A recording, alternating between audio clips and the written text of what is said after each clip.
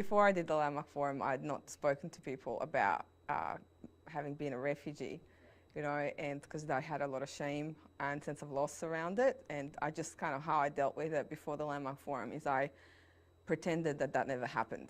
And I pretended that the family that had died hadn't died, and, you know, that they just didn't exist. And I didn't stay in contact with them. That was my way of dealing with it.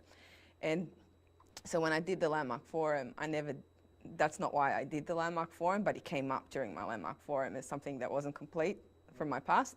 So as I was dealing with that through participating in the Landmark Forum and, you know, the seminar series and the advanced course, I made the choice to go back to Croatia after 14 years, you know, and to confront, you know, my past and put us, you know, like be willing to risk going back and confronting, you know, my worst fears. And actually it was really inspiring. When I did go back, I went with my dad.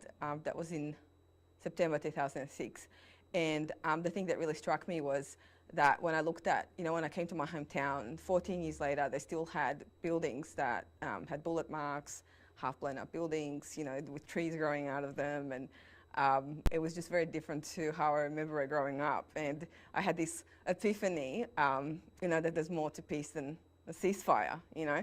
Up until then I thought you put the guns down, that equals peace. But afterwards I realized, when I actually saw that evidence, I realized, wow, there's so much more to peace, you know, especially coming from a country like Australia where I really felt looked after when I came here. And so that's when I really decided to go. It wasn't really a decision to go into peace building. I just kind of came back and started sharing this with people around me, and one of my friends said, oh, you should so apply for this Rotary Peace Fellowship. And I applied and didn't think I would get it, and I did, and that's really how I ended up going down that pathway. In the Self-Expression Leadership Program, I was asked to come up with a project.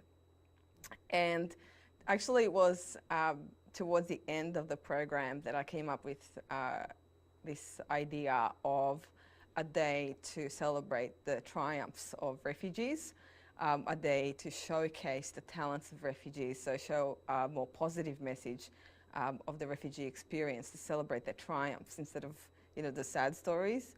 And so I called this event, you know, triumphant, celebrating the triumphs of refugees. So we had artists, we had musicians, we had little kids with cameras taking photos of, you know, the day, and started off as this this festival that turned into Australia's first refugee film festival that's still going, even though I'm not involved. So I guess during my self-expression and leadership program, I really kick-started that community project, and it went way bigger than what I anticipated. You know, I thought that I'd be starting a charity in my 40s or 50s, but I did it within 6 to 8 months of completing the Landmark Forum.